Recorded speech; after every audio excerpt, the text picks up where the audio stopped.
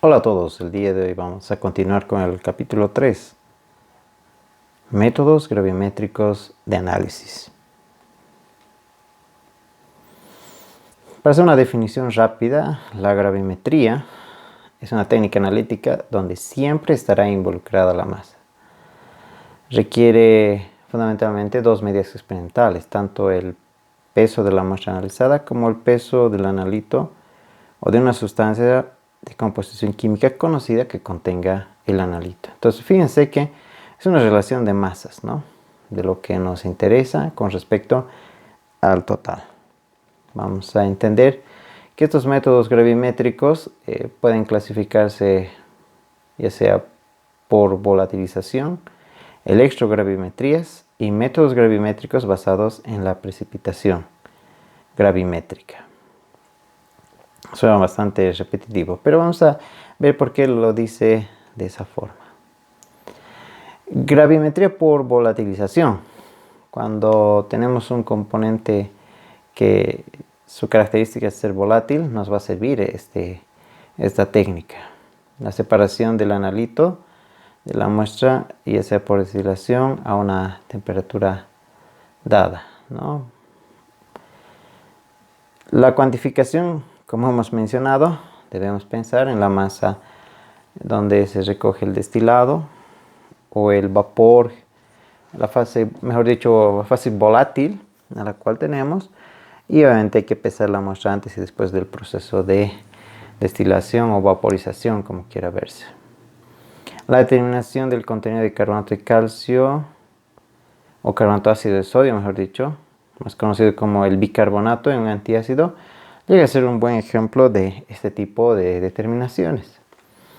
Fíjense el equipo montado acá, ¿no? Se tiene la mezcla de reacción, se tiene el bicarbonato en presencia de algún ácido. Para este caso se eligió el ácido sulfúrico. Podría ser el ácido clorhídrico, podría ser el ácido nítrico, un ácido fuerte.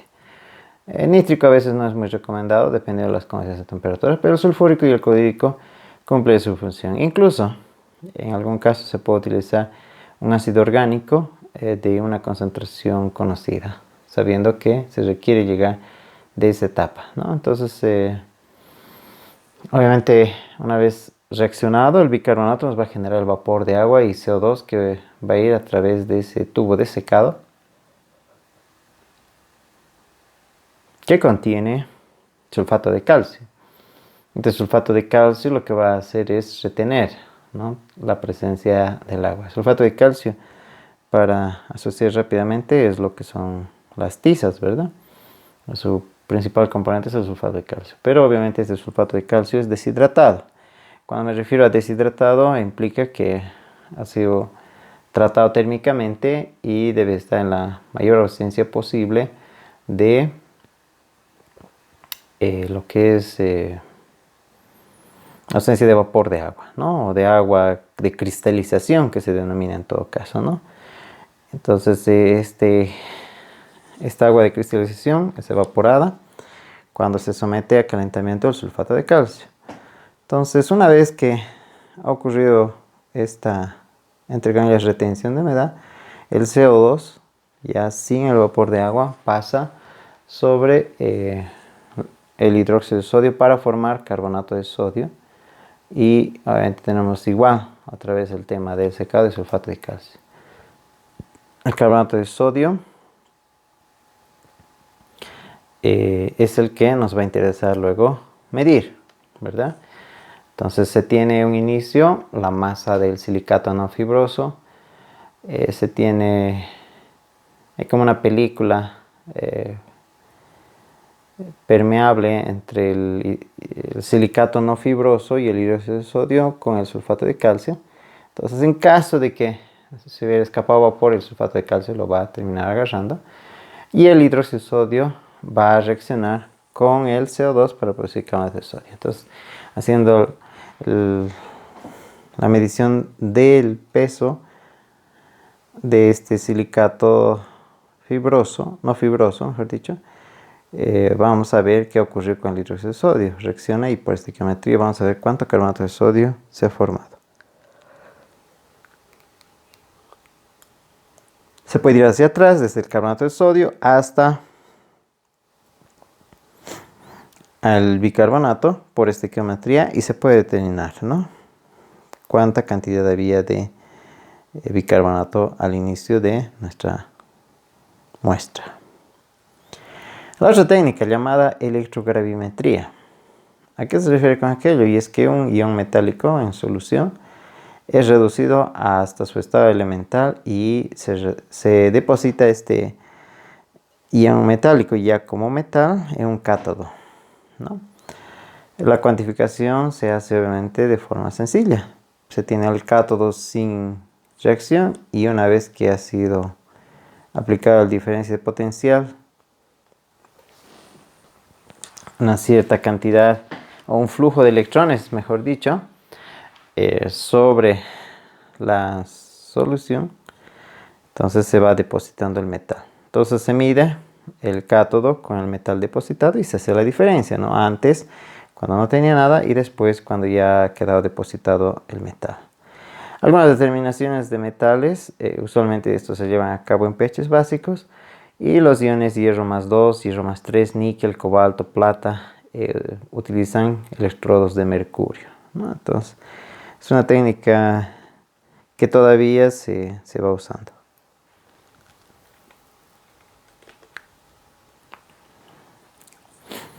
También está el otro método, que es la gravimetría por precipitación, donde el analito se separa de los componentes de una solución en forma de precipitado. Por eso se llama gravimetría por precipitación. Y la idea es convertir nuestro analito en un compuesto de una composición conocida para ser pesado, ¿no? Y los agentes precipitadores deben cumplir de que sean específicos, es decir, que reaccionen con una sola especie química y que sean selectivos, de tal forma que reaccione con un número limitado de especies químicas, ¿no? No podemos agarrar e introducir un sistema, precipitar un montón de componentes y luego cuando hagamos la medición de aquello no vamos a poder determinar, ya que es una mezcla de componentes, es un mix de todo aquello que ha precipitado, ¿no? Si solo por poner un ejemplo, en el gráfico que tenemos al lado derecho, fíjense que la precipitación de esa sal de un color amarillo intenso se da tras la adición de lo que estaba en el gotero de un reactivo. Pero si empezáramos a ver algo así como un arco iris, pero luego rojo, verde, azul, entonces sería bastante complejo en ver de cada uno de ellos cuánto es su composición. Para que el precipitado pueda ser útil en gravimetría, hay algunas condiciones, y esta es, por ejemplo, que sea insoluble en el medio en que se produce. Si, por ejemplo, tenemos el medio acuoso, entonces debe ser insoluble en agua, ¿no? Además, que se pueda filtrar con facilidad. A eso hay que pensar, para eso hay que pensar en el tema de filtración, ¿no? Y seguramente, si se acuerdan, en el laboratorio de química general vimos que para la filtración el papel filtro tiene cierto tamaño de poro. No es lo mismo agarrar cualquier filtro. Por otro lado, la calidad del papel es importante. Hay papeles que dejan ceniza y otros que no dejan ceniza. Entonces, habrá que cuidar estos detalles cuando trabajamos en estos procesos de gravimetría por precipitación. Y otra de las condiciones es que sea puro y que tenga una composición constante y conocida. Y eso es fundamental, ¿no? Si agarramos y precipitamos en búsqueda de un compuesto para hacer el análisis, no nos vamos a lanzar a un compuesto desconocido, ¿no? Será importante que lo que apuntemos sea a través incluso de una reacción conocida, ¿no? Para que podamos hacer toda la estequiometría, ¿no? Si de repente nos lanzamos al éxito y ni siquiera conocemos qué reactivos estamos usando, peor todavía. Entonces esto, en resumen, ¿no? Vamos a formar un precipitado, como vemos en la imagen del lado izquierdo. tras la adición o reacción entre un analito y un reactivo precipitante, y se va a formar una disolución inestable, donde el equilibrio, a medida que seguimos aumentando más de este agente precipitante, va a formar un precipitado, ¿no? Entonces, es interesante que aquí algo que rescatan los autores de los distintos libros sobre química analítica es que este es un proceso dinámico, ¿no? No es algo que vamos a esperar que reaccione en varias horas y estemos haciendo un seguimiento, ¿no? Esto ocurre sobre la marcha, ¿no? Ni bien estamos adicionando, ya podemos ver que se va oscureciendo, y a medida que aumentamos la concentración vamos a ver la precipitación respectiva. Entonces esta gravimetría por precipitación, ya que estamos hablando, debe tener un precipitado, ¿no? Hay un ejemplo para el caso del cloruro de plata, ¿no? Entonces está en presencia del agua, los iones plata, y cuando reaccionan con iones cloruro forma este precipitado de cloruro de plata. En el otro caso, si pensamos también en una solución que contiene iones cloruro y además los iones de esta sal, fíjense qué interacción entre ellos, y obviamente esa interacción no nos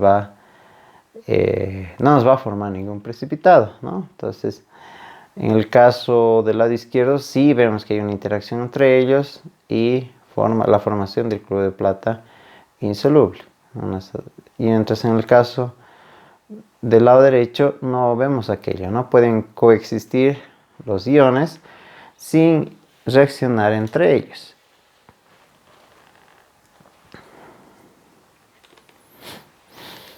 Tanto hablamos de soluciones, sería bueno hacer un recordatorio de los términos que vamos a utilizar. Las soluciones pueden ser diluidas, donde se tiene una pequeña cantidad de soluto. Pueden ser concentradas, que más bien se tiene gran cantidad de soluto. Las saturadas, donde ya no se puede disolver más soluto.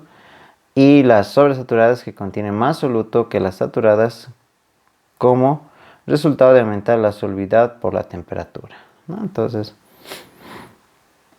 a veces se quiere disolver una gran cantidad de sal, de una sal, por decirles algo así muy aleatorio, silicato de sodio, y esta sal, como tiene una solubilidad en el agua para un cierto valor, me voy a inventar, vamos a decir 10 gramos por litro. Si calentamos la solución, entonces muchas veces esto va aumentando, ¿no? Que es un efecto sobre la solubilidad. Entonces probablemente sea 15 gramos por litro. Si antes era 10, ahora es el 50% más. Pero ocurre que esta solución ya sobresaturada, cuando la dejamos enfriar, entonces obviamente para la temperatura que habíamos calentado, pensamos aquí en Cochabamba, está hirviendo el agua, o la solución en este caso, son 93 grados, ¿no? Entonces, a medida que enfría, obviamente esta solución sobresaturada va a liberar, ¿no? este exceso de los 5 gramos, ¿no? Entonces, ustedes pueden revisar en el internet, hay interesantes videos sobre la formación de estos cristales de soluciones sobresaturadas. No sé si en química general jugaron alguna vez con estas soluciones. Antes se tenía esta práctica, pero es muy interesante, ¿no? Ustedes también pueden intentar hacer algunas pruebas en casa con alguna sal que obviamente sea soluble en agua. La calientan la solución. Obviamente esta solución no tiene que ser corrosiva, no vaya a ser que terminen arruinando la olla de la mamá. Y pues aumentan más sal, dejan enfriar. Y si ustedes tocan esa solución, puede ser con una espátula o algún elemento, como un palito de helado, por decirles, van a ver que inmediatamente llega a formarse los cristales cuando ésta se va enfriando, ¿no? Entonces, suficiente jugar con el tema de la concentración, de cuánto soluto tenemos en un solvente dado. Y hemos hablado tanto de la solubilidad. Entonces, ¿qué es la solubilidad? Solubilidad se define como la máxima cantidad de soluto disuelto permitido por litro de solución. En cierto modo, todas las sustancias, ya sea en mayor o en menor grado, son solubles en agua. Incluso las sustancias denominadas insolubles experimentan el equilibrio de solubilidad, donde ese componente inorgánico, por lo usual, en presencia de agua, es decir, disueltos, van a formar los iones correspondientes. Pero esas sustancias, la condición es que deben presentar iones, ¿no? Eso es lo que habíamos hablado en la anterior clase. No podemos esperar de un sistema que no contiene iones, como un azúcar, un almidón, no podemos esperar este tipo de comportamiento. Pero en aquellos compuestos que sí se tienen la presencia de iones, podemos incluso expresar estas ecuaciones. Entonces, esto también ya lo conocíamos desde lo más básico, química general, equilibrios, que la forma de expresar este equilibrio está gracias a la constante de equilibrio. Y esa constante de equilibrio, cuando multiplicamos por un valor constante, que en este caso es el valor del elemento en cuestión, del compuesto en cuestión, al multiplicar constante por otra constante, se tiene el valor de Kps o de Ks, que en algún momento se ha utilizado. Entonces, esta multiplicación que se tiene se denomina también producto de solubilidad. Y es algo que hemos conocido cuando teníamos una expresión así súper sencilla, cómo expresarlo, ¿no? Entonces la solubilidad estaba relacionada al directo valor de la constante de equilibrio de solubilidad, ¿no? Entonces, ahí tienen un ejemplo súper básico, súper sencillo. Y si quieren muchas más referencias, les voy a pasar el capítulo de equilibrio en precipitación de la materia de equilibrios en disolución para que se pueda hacer un recordatorio, ¿no? Pero si es que tienen muy bien fijados los conceptos, entonces no va a ser necesario. A ver, ¿cómo se aplica esta constante de producto de solubilidad? Y es que, como hemos dicho, la mayoría de las sales poco solubles aún así se disocian completamente en soluciones acuosas saturadas, ¿no? Entonces, cuando hablamos del término de poco soluble, significa que le cuesta, o sea, a pesar de que está disociada, la sal no se encuentra disuelta, solo hay una pequeña porción que ha sufrido esa disociación y que se presentan como iones, ¿no? Para que quede claro, ¿no? A ver, si tenemos una solución de iodato de bario, estos nos van a generar estos dos iones, ¿no? Sabemos que la concentración de un sólido se mantiene constante y la multiplicación de la constante por una constante sigue siendo una constante. Expresamos la situación de equilibrio, la ecuación clásica donde decimos productos arriba, reactivos abajo, respetando sus coeficientes estequiométricos. Entonces tenemos que hacer la reacción de disociación del iodato de bario y no olvidemos, ¿no?, que esté correctamente balanceada, y para ello requerimos a los coeficientes estequiométricos. Habiendo encontrado nuestra ecuación correctamente balanceada, traemos esos coeficientes estequiométricos y reemplazamos en cada uno de ellos. Obviamente que la concentración de un compuesto en estado sólido es constante, ¿no? Entonces, al expresar nuestra ecuación de equilibrio, habíamos dicho, constante por constante es otra constante. Y esa constante la hemos llamado el Kps o la constante del producto de solubilidad. Para que esta ecuación sea válida, siempre debe haber algo de sólido, ¿no? En el momento en que no tengamos un material sólido, esta ecuación no es aplicable. Ya habíamos mencionado que si la solubilidad era la máxima cantidad de soluto que se disolvía en una cantidad de solvente, hay que aclarar que esto se da a una temperatura específica, ¿no? Y hemos también mencionado que si jugamos con la temperatura, estudiamos la solubilidad de un compuesto, la tendencia es que a mayor temperatura, mayor solubilidad. A excepción en el caso del sulfato de calcio, donde no cumple esta regla, ¿no? Y alguna que otra sal.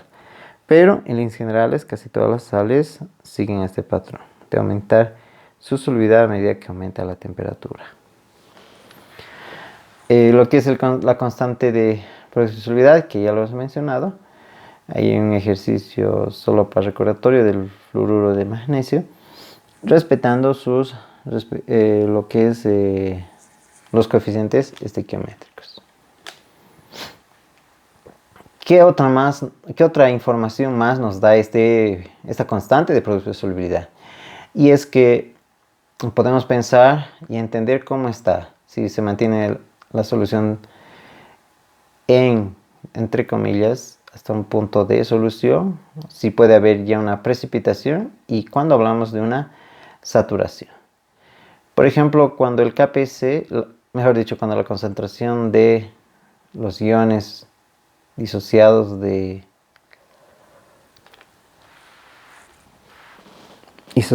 la sal son menores a KPS, entonces decimos que estas concentraciones permiten que todo el soluto esté disuelto y por tanto tenemos solamente una disolución. No vamos a poder ver algo que precipite. Si la concentración de estos iones es mayor al KPS, entonces tenemos el escenario de una condición de precipitación, ¿no? Hay iones en exceso y por tanto se produce la formación del precipitado. Por otro lado, si es igual al KPS, también podemos llamar una condición de saturación, donde el sólido se encuentra en equilibrio con los iones disueltos. Ahí está nuestra ecuación básica. Entonces los equilibrios siempre se regulan por leyes generales del equilibrio químico. Entonces tenemos ahí el valor de KPS clásico y le damos la nomenclatura de solubilidad, ¿verdad? ¿No? Entonces S por S nos da S cuadrado y habrá que respetar si existen coeficientes estequiométricos. Sobre esta solubilidad, ¿qué es lo que puede influir? Muchas veces hay el ion común, hay el efecto salino y obviamente el cambio de solvente. El solvente universal por defecto es el agua. Sin embargo, en ciertos escenarios no vamos a tener agua y vamos a tener algún compuesto orgánico, ¿no? Y eso es algo que vamos a mencionar más adelante. Si miramos el efecto del ion común, ¿a qué se refiere con el ion común? Y es que a una solución que tenemos en el lado derecho, imagínense cloruro de plata, vamos a poner algún ion común. Puede ser como es el nitrato de plata o puede ser el cloruro de sodio. Por ambos lados, si miramos, el nitrato de plata se va a disociar en iones plata y en iones nitrato. Entonces, ¿cuál es nuestro ion común? La plata.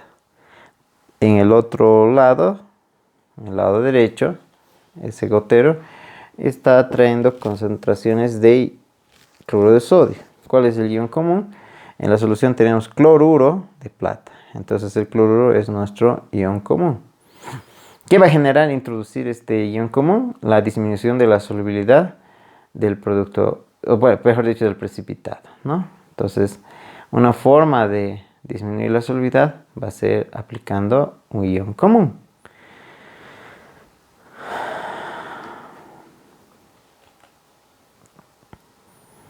El efecto salino, ¿no? Entonces, ¿a qué se refiere con este efecto salino? Es interesante porque cuando tenemos esa solución, hace un momento habíamos adicionado un ion correspondiente a uno de los iones presentes en la solución. Pero, ¿qué ocurre si más bien de estos iones formados son completamente distintos. ¿Qué tal si en el ejemplo anterior de cloruro de plata, en vez de introducir iones de plata o iones, como decíamos acá, mejor dicho, iones de plata y iones de cloruro, que eran el común denominador, en el efecto salino tenemos otros iones, ¿no? Y al presentar estos otros iones hay un efecto, ¿no?, de disminuir la concentración de los iones en solución. Entonces, si lo que hacíamos aquí era disminuir la solubilidad, lo que vamos a hacer aquí es aumentar la solubilidad. ¿Y eso debido a qué? A que existe la presencia de fuerza iónica. Ese concepto de fuerza iónica lo hemos visto en equilibrios.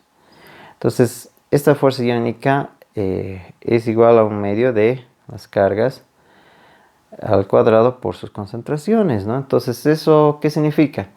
Que mientras nuestro compuesto tenga mayor concentración y además tengan carga elevada al cuadrado, por decir sulfato de aluminio, es así, nos va a generar una gran cantidad de fuerza iónica. Entonces, mientras, como hemos dicho, mientras mayor sea la concentración salina, mayor será el efecto de solubilizar el precipitado. Dependiendo de nuestro objetivo, podemos o bien aumentar la solubilidad o bien disminuirla. Y ahora hemos hablado del efecto solvente, ¿no? El agua tiene obviamente un elevado momento dipolar y fácilmente puede formar puentes de hidrógeno. Dos ejemplos ahí está. Fíjense que al ácido clorhídrico, la idea de formar puentes de hidrógeno le agrada, ¿no? Entonces termina formando unos enlaces de tal forma que permiten, ¿no?, interaccionar las moléculas mediante estos puentes de hidrógeno, o también llamadas interacciones ion-dipolo. Suele suceder algo así, similar con el caso de sales de iones sodio, ¿no?, donde el ion sodio con carga positiva es bastante sensible o es un elemento el cual podemos decir convoca a todos aquellos que tienen una densidad de carga negativa. Entonces, si pensamos en la molécula del agua, este par de iones del agua que no tienen interacción pueden ir a hacer enlace. Entonces, como decía al principio, gracias a su elevado momento dipolar y la facilidad de formar puentes de hidrógeno, es que se puede utilizar solventes distintos al agua. Entonces, podríamos decir que la gravimetría por precipitación precipita un compuesto soluble, mejor dicho, poco soluble, y este precipitado se va a filtrar, se va a lavar las impurezas y se va a transformar en un producto de composición conocida a través de un tratamiento térmico, ¿no?, para luego tener un peso y definir nuestro componente de interés frente a la muestra total. Vamos a continuar con el siguiente video, el avance de materia.